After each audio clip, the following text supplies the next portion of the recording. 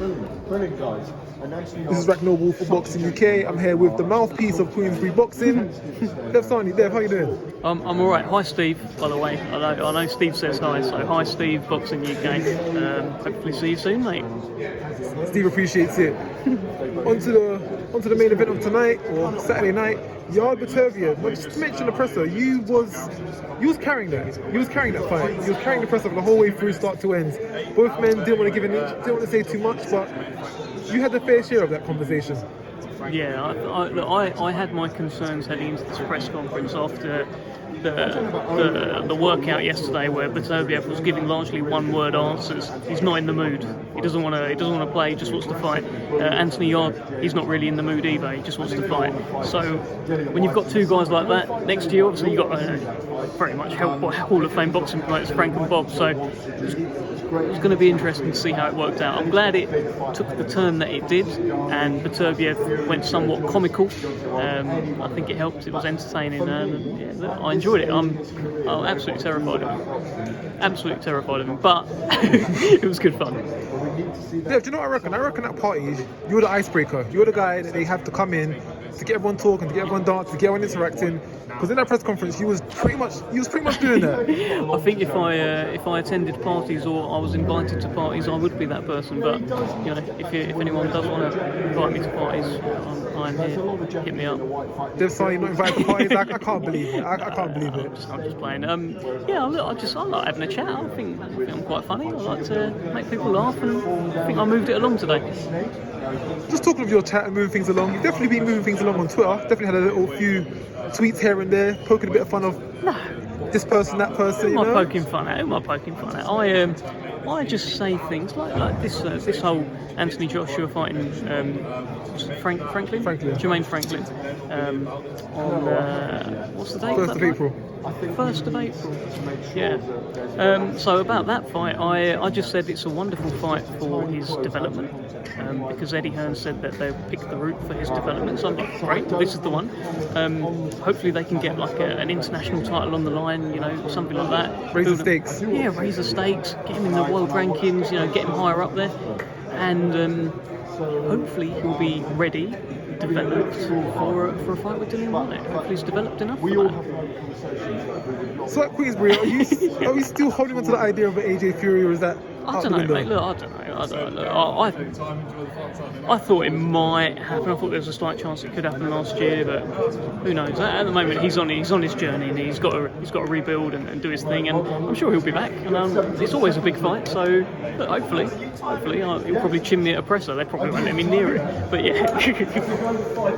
Talking of big fights, of course, you have a big fight. What on your side? Alexander USYK, Tyson Fury. Yeah. There's lots of talks. You see the talks on Twitter. Is it going to be in Saudi, Middle East? Is it going to be in London, Wembley?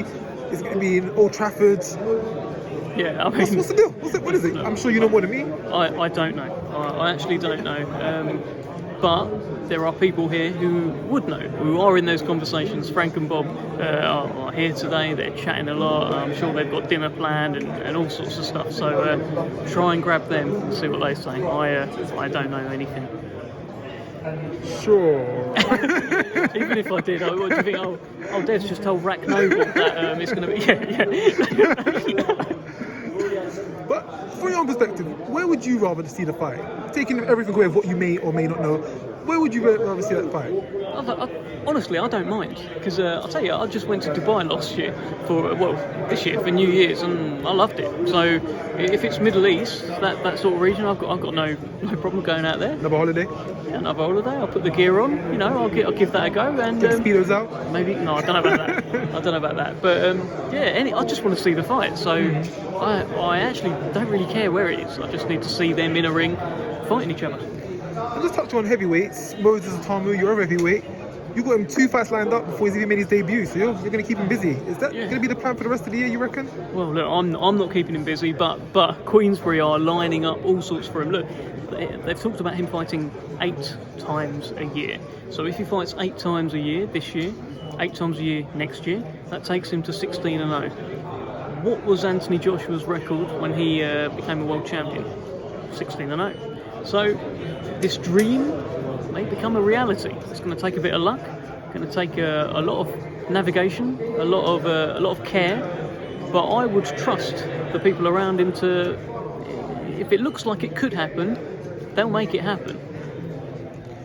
And just, of course, swaying back to the main event of tonight, of course, it's no secret, Anthony Yarde is an underdog. Yeah. He's going to have to put in a shift of his life. Yeah. What do you feel are the keys to Anthony Yarde being successful against Artur Beterbiev? I think he's quicker to the punch. So that is a physical attribute that favours him. I think he's quicker to the punch. I think he's younger, he's fresher. You know, these are things that you can't really deny. And then you start adding in other factors. You add in Artur Beterbiev's age. You add in wear and tear, which is inevitable of over 300 amateur fights. Add those things in. 38 years old, just turned over the weekend. Add in that he's away from home. Add in that he's had to adjust to a new time. Add in that potentially he's adjusting to different food, different routine. Add in that maybe there's all sorts of stuff that he's not used to. Throw all of those things in, with Anthony Yarde as well, being an absolute monster himself and knocking out 22 of his 23 wins. That's where I get my belief. Put all of those things together and Anthony Yarde can do this. Like we saw in Russia last time out, he was maybe a punch or two away from taking out Kovalev.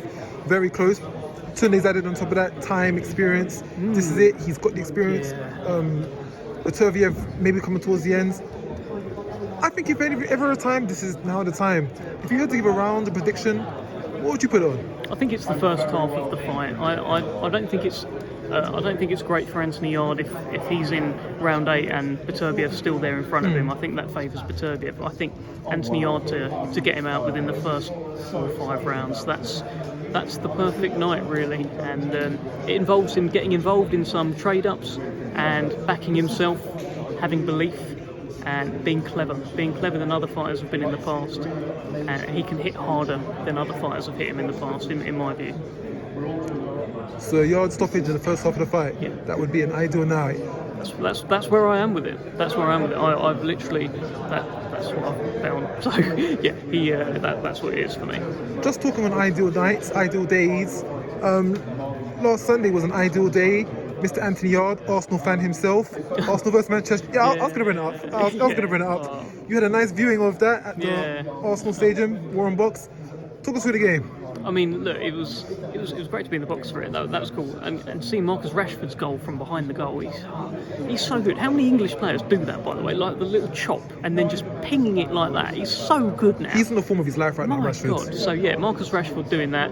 Fantastic.